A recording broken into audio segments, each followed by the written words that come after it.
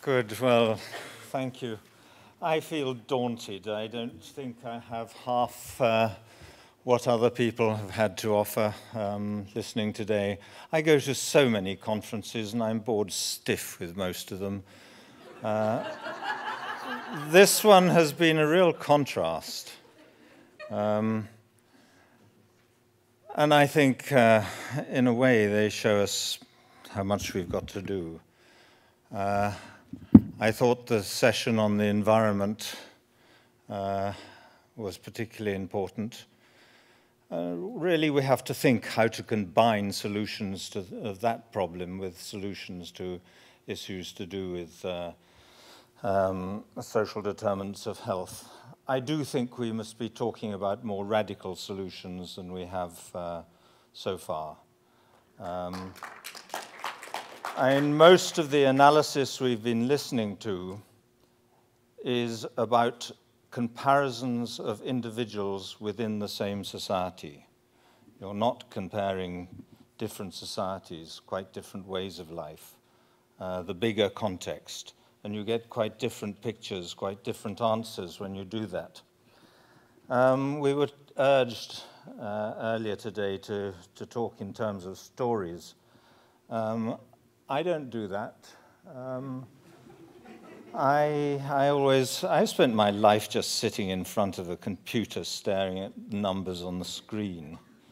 But in a sense, I have a story to tell because I think that, in a way, for many of us, our work is our own psychology writ large.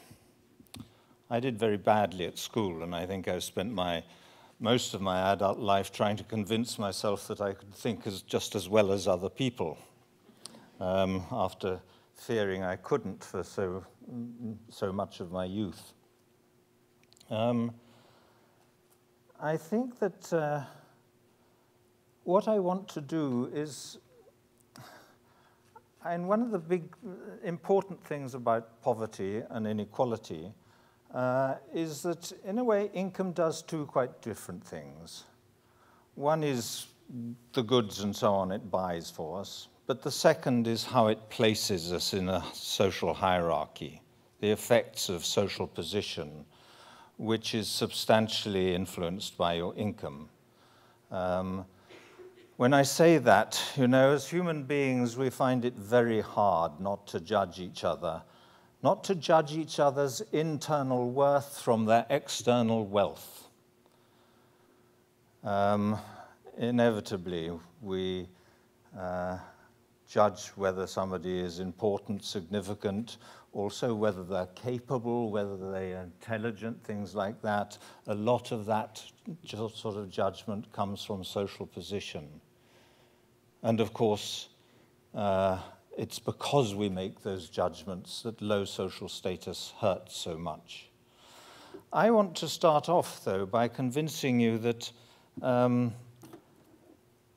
poverty, which, endlessly in studies, people think of poverty as about material factors. Of course, it's measured and expressed in terms of a small amount of income. But I want to take you down the road, I suppose, that was expressed by Marshall Salins, a very great American anthropologist, who said that poverty is not just a small amount of goods, it's an invidious distinction between classes. That's particularly true of relative poverty in developed countries. I'm going to basically start off by showing you 3 different examples of the effects of low social status independently of absolute material standards. I think we endlessly confuse the two. A study by, I think he's Robert Walker, published in the Journal of Social Policy, compared the experience of poverty by interviewing poor people, in 7 different countries, in Uganda, India, China, Pakistan, Korea, the United Kingdom, and Norway. And of course, poverty means totally different things in those different societies. You know, in India, it probably means living in a shack with an earth floor, no sanitation, perhaps even not cooking inside at all. Whereas in Norway, it probably means living in a 3-bedroomed house with central heating and a flat-screen television. And yet the experience of poverty in those extraordinarily different material conditions was very much the same.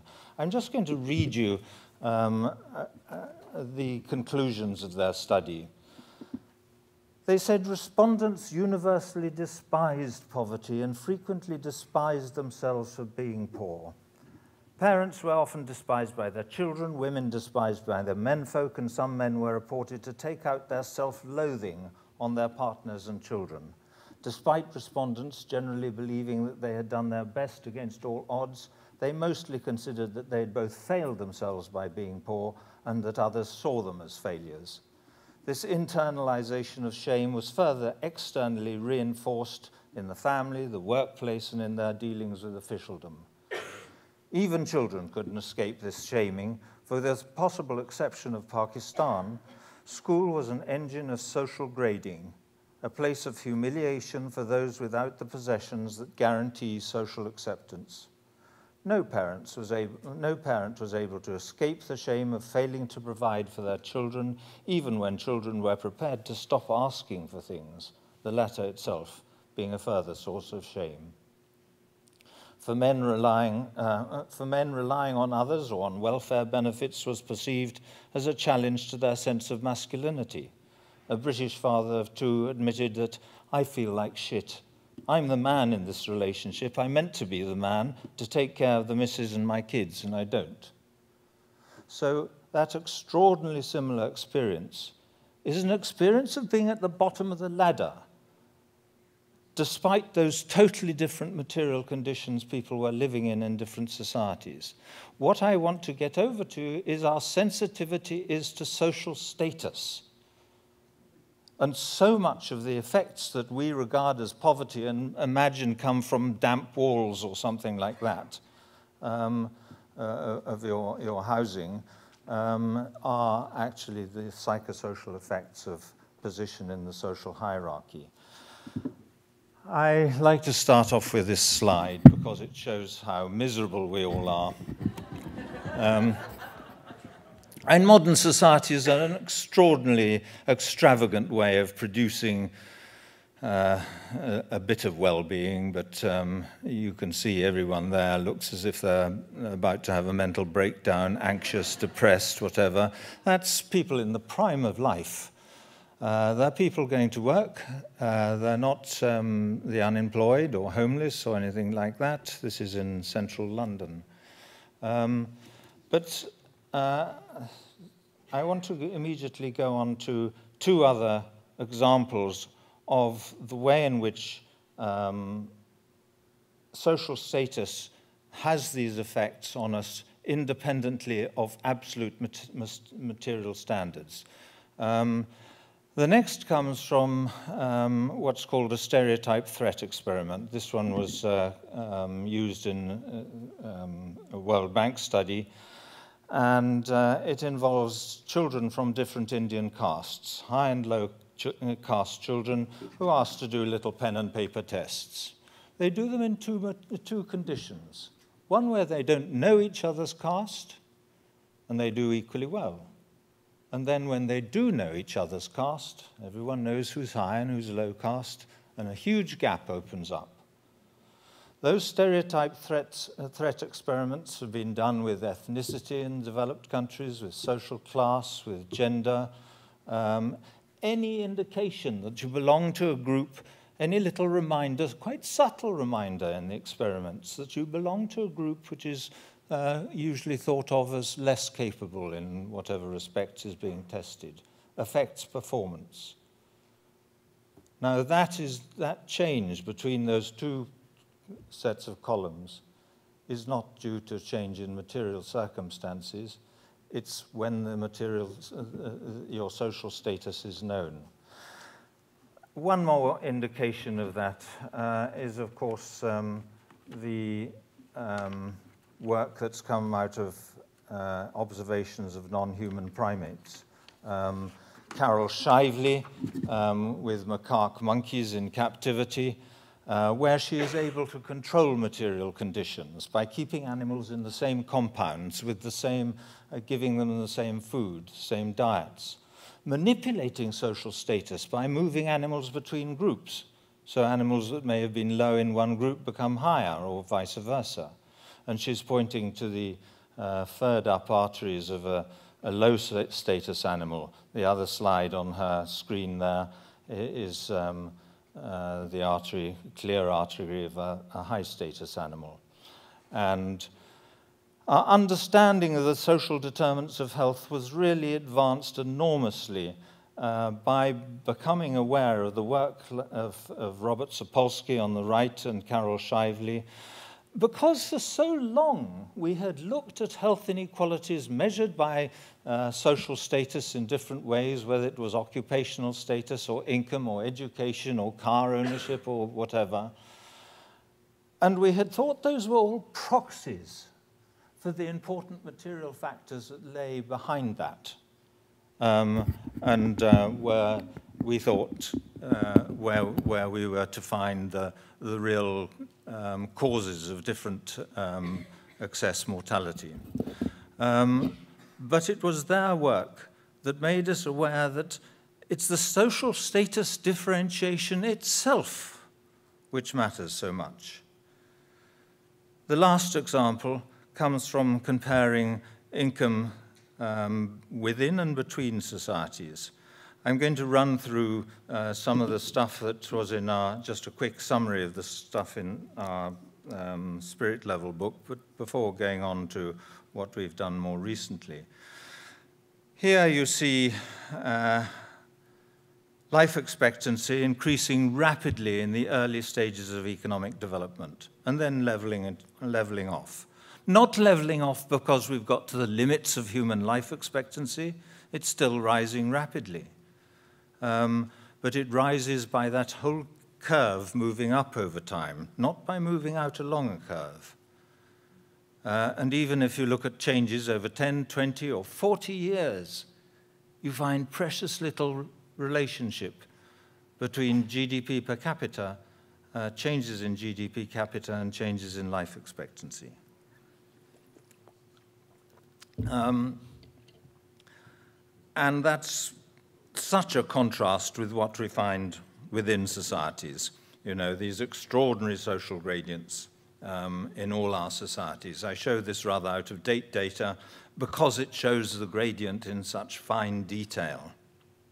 These are small neighborhoods in England and Wales, and the poorest on the right with the short life expectancy, the longest on the left with the high life expectancy. But this isn't something just to do with poverty.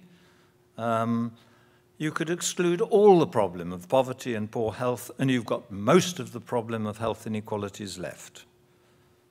Poverty makes a small contribution to the right-hand end. To understand this pattern of health inequalities, of which we are all part, you have to know why the people just below the top do less well than the people at the top. But you see the paradox. Income between our societies, on that long, level part of the curve, makes no difference at all. And yet, within our societies, it's very important. The explanation is that within our societies, we are looking at how we compare with each other, where we are in relation to each other. We're looking at the effects of relative income. We must stop focusing all the time on the pathways from absolute living standards, absolute material factors to health, and think more about the social and psychological effects from the way income places us in relation to others.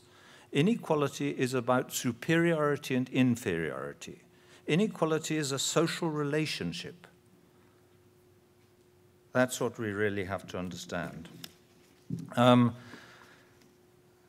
Just to summarize some of our spirit level stuff, what we did was simply take income differences in the rich developed market democracies And because it was available and people understand it, we looked at the gap between the top and bottom 20%. And you see in the more equal countries on the left, Japan, Finland, Norway, Sweden, the richest 20% are getting 3.5 or 4 times as much as the bottom 20%. The gaps have mostly increased a little bit since then. In the more unequal countries on the right, the gap is twice as big. And that, of course, allows us to start answering the question, what does inequality do to us? And people have had an intuition that inequality is socially corrosive and damaging since, I guess, before the French Revolution. But now, at last, we're in a position where we can actually use measures of scale of inequality in different society and see what effects it has. And I think one of the advantages of doing this sort of statistical work is that those hunches that people have had for so long, that inequality is in some way damaging, we don't really know how, but I just feel it's wrong somehow. If you can demonstrate the effects of inequality using objective data, using the numbers, then I think you increase people's confidence. Instead of it being a private hunch, it becomes a publicly demonstrable truth, which makes it much more powerful politically. So what we did was collect data for a whole range of health and social problems for rich developed countries, the sort of things that are easily available from WHO, OECD, the international, the World Values Survey, sources of that kind.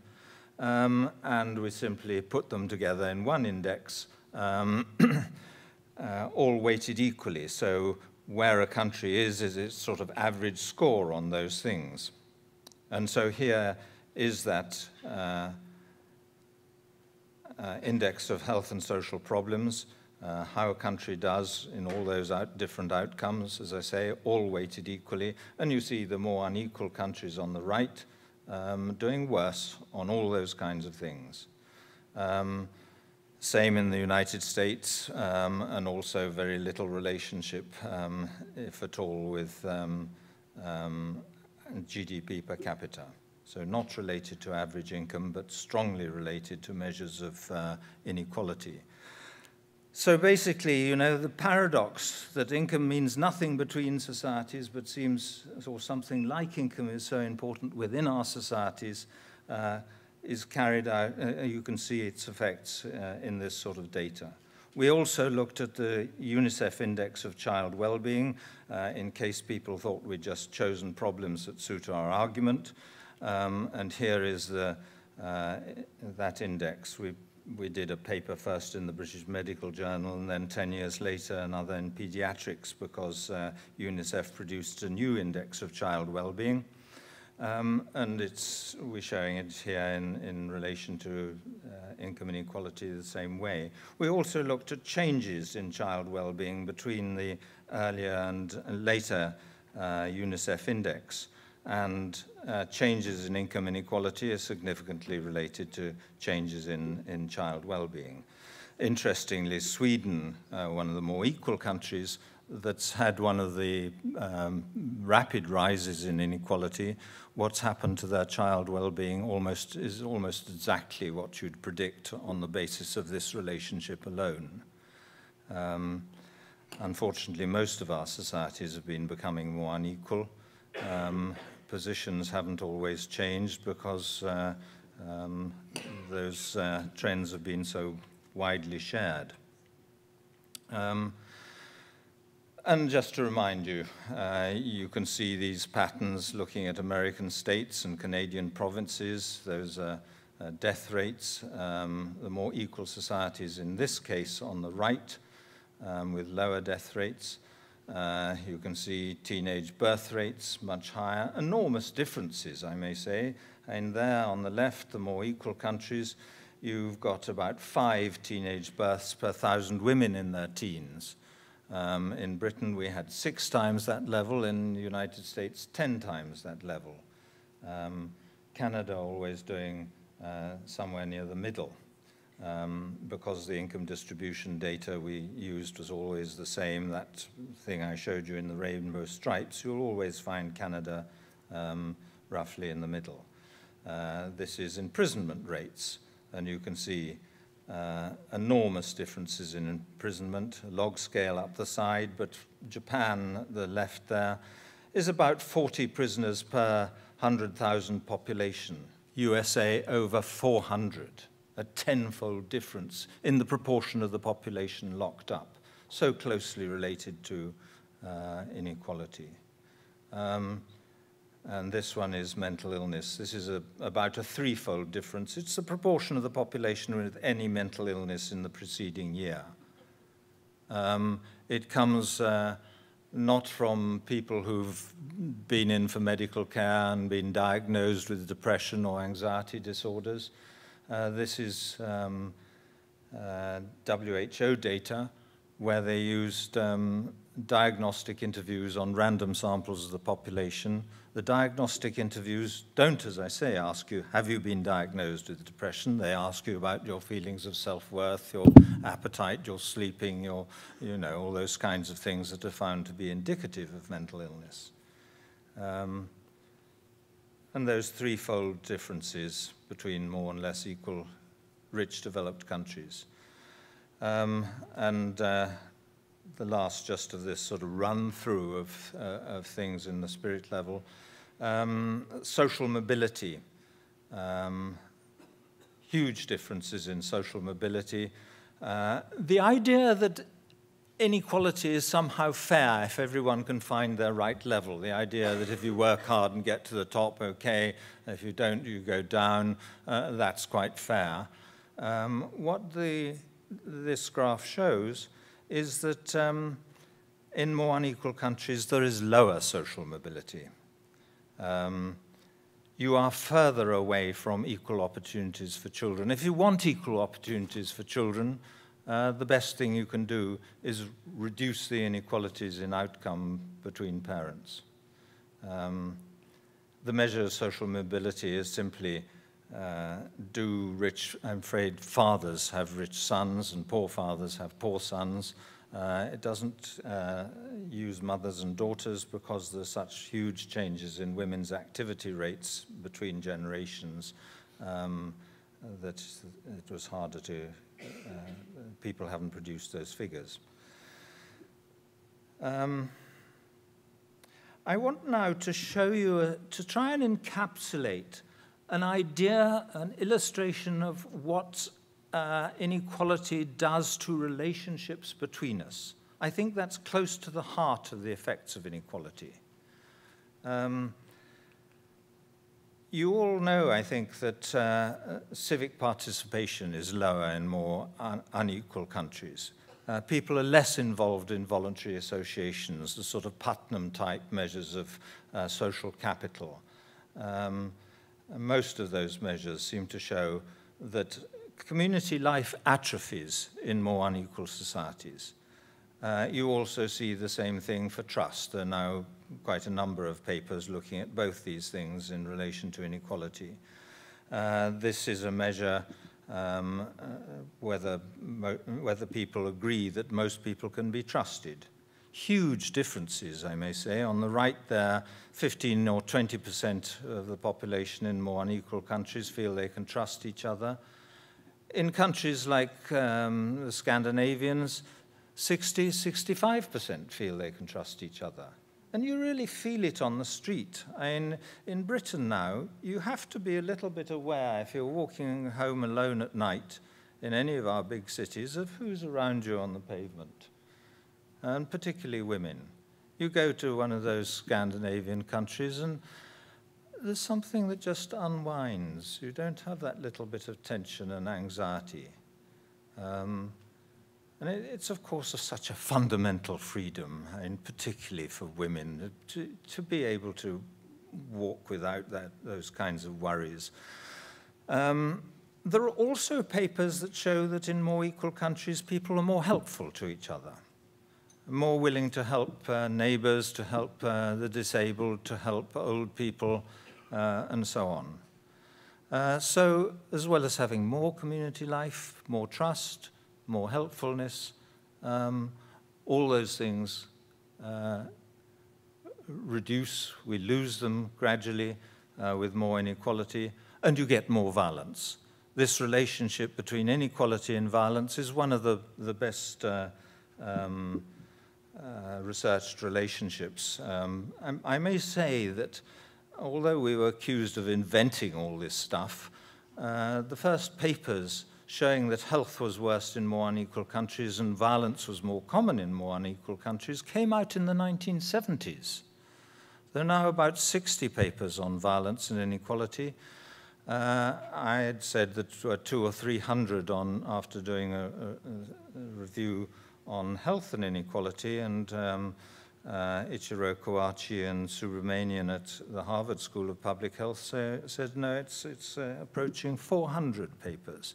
This stuff just doesn't get out into public knowledge. You know, that Spirit Level book, as I retired, was a last attempt to get this stuff out of the journals that nobody reads. You know, any academics, any researchers here, you must do more to get your findings out. It's not, of course, it does your academic reputation good to publish in an important journal and so on. But if you're interested in actually changing things, you've got to do a hell of a lot more than that. But once again, look at the scale of differences here. You've got about 15 homicides per million population at the bottom right, the more equal societies, rising to 10 times that level of homicides in the more unequal American states. I may say that when that study of, I don't know whether you can see it on the screen up there, just about lost the authors, Martin Daly and Margot Wilson. When they first published it, of course, some Americans said, you know, this is not about inequality, it's driven by the proportion black. It's an African-American issue. That's where the violence is, they said. So Martin Daly and Margot Wilson repeated this study, just looking at white perpetrators of homicide, white murderers, and measuring inequality just amongst white populations of each state. The relationship is almost unchanged. It's not reducible to something quite different like that.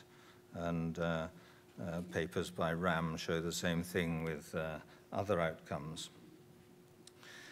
So you lose that reciprocity, that community involvement and trust, that helpfulness, you get more violence.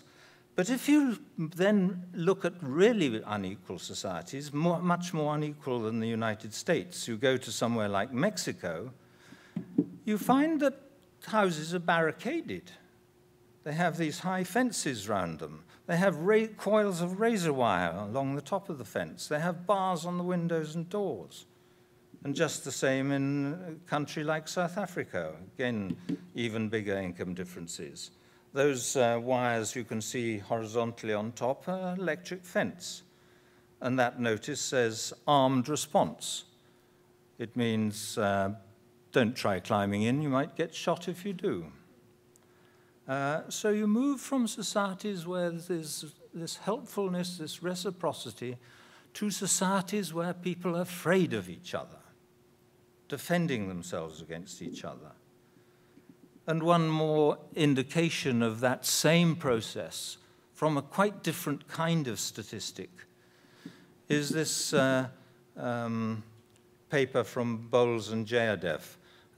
They've shown this relationship not only amongst those rich developed countries, but also amongst the American states. What they did was measure the proportion of the population, of the labor force, involved in what they called guard labor. They mean security staff, police, prison officers, people like that. And they show with more inequality, or as the United States inequality increased, a higher proportion of the population is involved in protecting us from each other.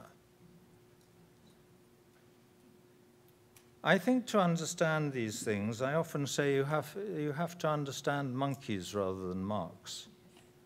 It's about understanding our evolved psychology, our sensitivity to social status differentiation, in order to understand why it is such a damaging trigger affecting our behavior. Now, I've been showing, and I always show just these very simple bivariate distributions, but people have done such much more sophisticated analyses. There are multi-level, there are meta-analyses of multi-level cohort studies where you look at changes in death rates of a cohort as they are affected by changes in inequality. And now this one coming out soon showing similar patterns with, in the same kind of analyses of mental health. So, don't think of this as, uncontrolled and maybe it's about something quite different. People have controlled for all sorts of things. We also know more about lag periods. Zeng, in a really good analysis, shows that as inequality rises, it takes about 3 or 4 years before the effects start to come through to death rates, and the effects go on accumulating until about 12 years later.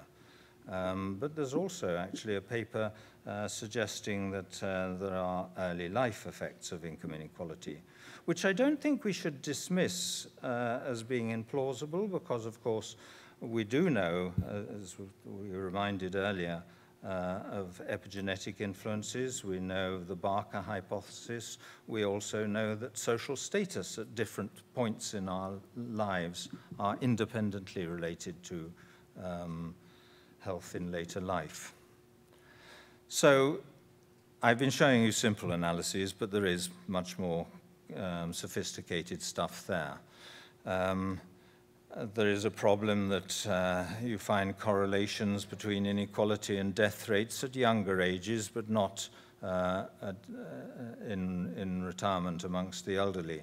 I think that may be not that inequality, that old people are somehow immune to inequality, but maybe that they are, we should be looking at their death rates in terms of lifetime experience of inequality rather than just current inequality, which is the way, of course, people always do it.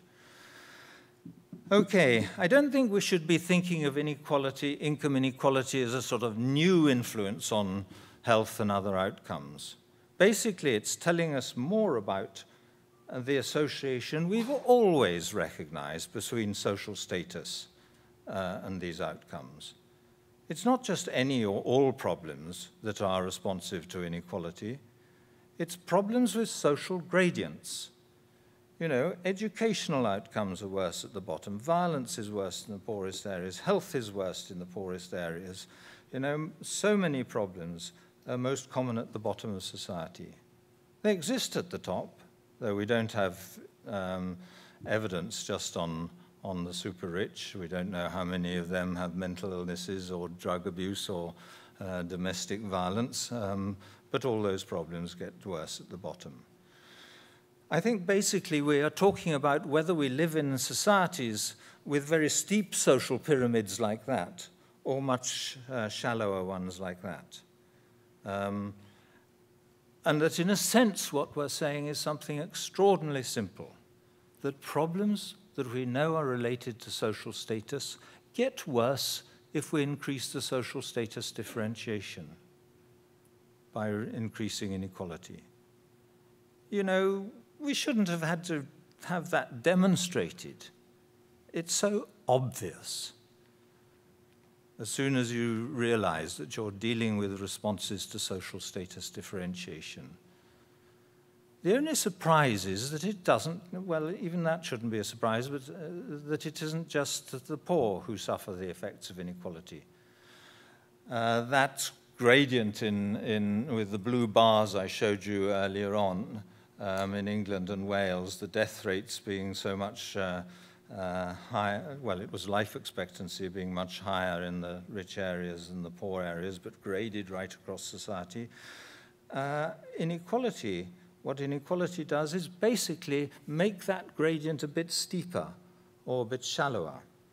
And so the biggest effects at the bottom of society, but it's at the, even people some way up the society are affected by inequality. There are now, I think, about a dozen or 15 papers that show for different outcomes that the effects are not confined to the poor. And indeed, that's why the differences in average rates of these problems in different societies are so large. Why, on a number of outcomes, you find tenfold differences. That couldn't be driven just by what's happening to the poorest 10 or 20% of the population. The differences are so big because we are all affected. As I say, just as we are all part of the picture of health inequalities. I want now to try a little bit to suggest the social processes behind the data. And although I said I wasn't going to tell stories, what I do hope is to give you an intuitive sense of what's going on.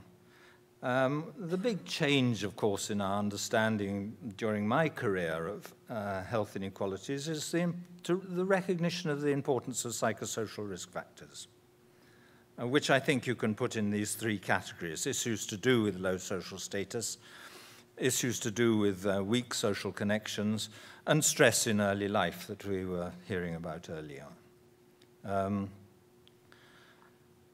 I think, though, that we have to regard these as, in a way, telling us about the same processes, that the insecurities that come from low social status, the feelings of not being valued, the anxieties, insecurities, are rather like the anxieties, insecurities, the feelings of not being valued that come from a difficult early childhood. And friendship is such an important factor because if we have friends, they are people who value you, people who like you, they enjoy your company. But if people avoid you, you feel excluded. We all know those self-doubts that come crowding in, you know, maybe I'm boring, unattractive, stupid, all those sorts of things. And although those sort of self-doubts, those sort of insecurities are not the worst stressors, you know, being sent to prison or having a family member sent to prison or losing your house are worse, unemployment is worse. We all know these stressors. So if you're looking at population health, something that affects almost all of us is going to come through as more important. I may say that the weak social connections, some people outside epidemiology imagine that's a bit of, you know, it'd be nice to think that friendship was good, that it really makes a difference.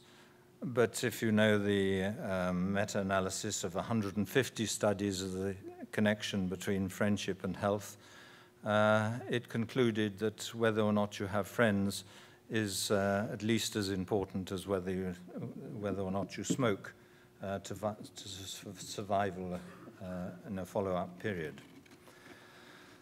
So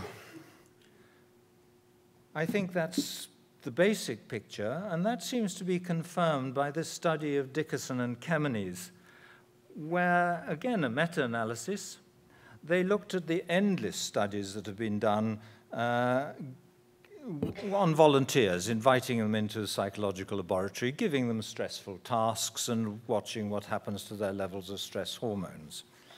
And what they were interested in this meta-analysis was what kind of stressors most reliably push up our stress hormones.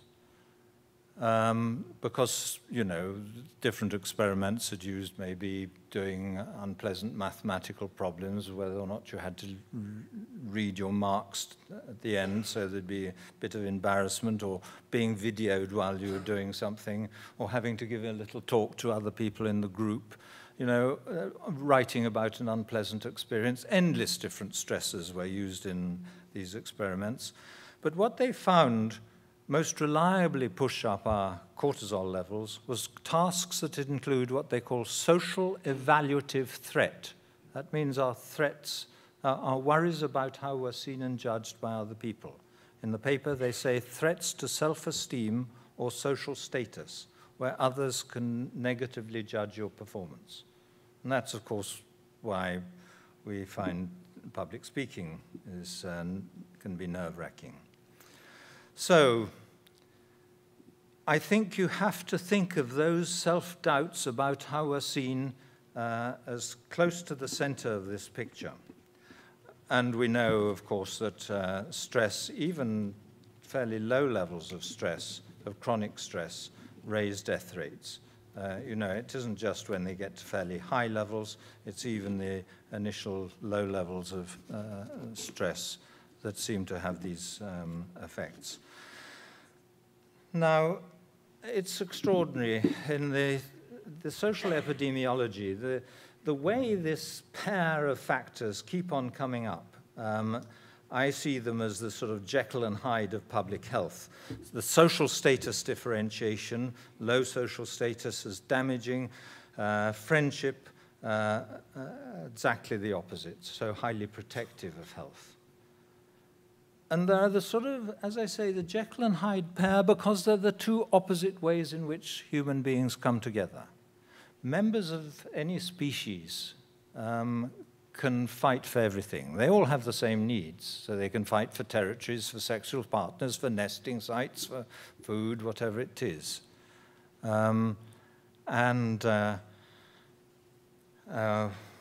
We not only have that potential to be each other's worst rivals, but unlike so many animal species, we also have the potential to be the best source of support, of cooperation, of love and learning. Other people can be the best or the worst.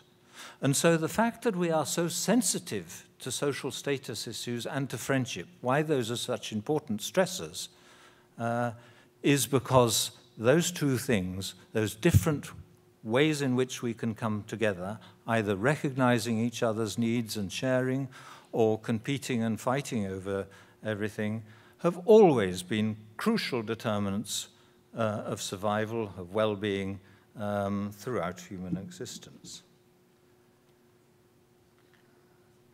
I also think that there are many different indications that we are talking about patterns in our evolved psychology triggered by exposure to great inequality. If you think of monkeys, of course, dominance hierarchies are bullying hierarchies. The chief baboon is the strongest at the top, the weakest at the bottom. If there's any doubt about rank order, there's some little trial of strength, and one gives way to the other. We don't have, I've seen, internationally comparable figures on bullying amongst adults, but we do have them for children. And this from Frank Elgar replicates on a larger data set what we had shown in other measures of bullying, that bullying is much more common in more unequal societies. On the side there, you've got the percent of 11-year-olds who'd bullied others more than twice in the last month. And you see it goes from, what, about 2 or 3% at the bottom left, up to 10 times that, well, 20% on towards the right. And so, you know, the issues of status becoming more important, status competition, you see even in this sort of very simple stuff going on amongst kids. The opposite, of course, is the sharing, and it's built into our language. The word for companion in a number of languages combines con, meaning with, and pan, meaning bread. Your friends are the people with whom you share basic necessities. And as that anthropologist I quoted earlier says, gifts make friends and friends make gifts. You know, the gift is the concrete, well, it sounds wrong to say the concrete symbol that I'm not going to fight you over this, access to this. I recognize your need. And he suggests that there's a basic social compact when you have that sense of indebtedness that some psychologists say is a human universal that makes you perhaps repay that gift. Now, all those issues to do with social comparisons and our worries about how we're seen and judged get worse with greater inequality. Status and class become more important and more powerful. We were arguing that kind of thing in the spirit level, but since then, Richard Late and Chris Whelan have produced this analysis on, I think, 37 European countries. And what you see along the bottom is different income groups. So the poorest tenth of the population is on the left, the richest tenth of the population on the right. And it shows status anxieties from, I think, questions in the World Values Survey. And you see in more unequal countries, the top line, there are higher levels of status anxiety right across all income groups. These issues are not just confined to the poor. You can cut off the bottom 10%, and all the arguments would be just the same. In a society where some people are seen as supremely important and other people are seen as almost worthless, of course we all become more worried about how we're seen and judged. And, you know, sometimes audience suggest that, you know, we can get people to be nicer to each other. If you can really think you can get all Canadians to stop judging each other by status, stop judging your internal worth from your external wealth, then okay. But I don't think you can. What you've got to do is to lower the income differences between us, make status differences less obvious, lower the stakes. I may say that with this increased status anxiety, we think there are two different responses. You can either be overcome by self-doubt, lack of confidence, low feelings of self-worth. You can start finding social interaction pretty stressful. You withdraw from social life. It's a bit of an ordeal. You avoid parties and things. And you become depressed. And we actually find more of those kinds of responses in more unequal societies. This is depression, more common in more unequal states. But there's another response, which is the opposite. If you're worried about other people's judgments of you, you might start finding ways of bringing into the conversation your achievements and so on, flaunting your abilities. And so narcissism and so on is also related to inequality, more common in more unequal societies. Just one example, this is a study of what they called self-enhancement. It could be called self-aggrandizement or self-advertisement or anything like that.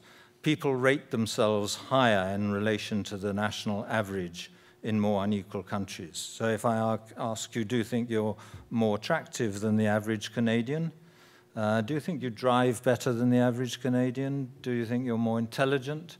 If you're in a more unequal society, you rate yourself higher. So you get people collapsing with that burden of low self-esteem and so on, withdrawing from social life, and you also get the opposite response. But both are responses to being more worried, more status anxiety and so on. And you see the same things feeding into consumerism. We've now got good studies that show that there is more consumerism in more unequal societies because it's about status competition. And hence, with rising inequality, debt rises too. Not only in the leading up to the last financial crash, but also in the 1920s, the same thing.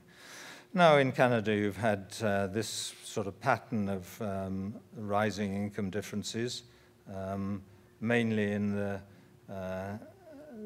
later 90s and early 2000s, and then sort of ups and downs. It looks very like the British change. Our big rise in inequality came in the later 1980s, so you had it sort of 10 years later. If you look at the whole of the 20th century, you see this kind of pattern.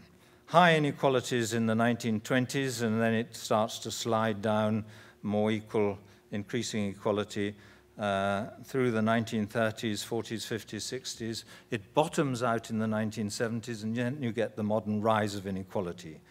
That is very substantially the rise and fall of the whole labor movement, the idea that there's another way of doing things, and also of the proportion of the population in trade unions.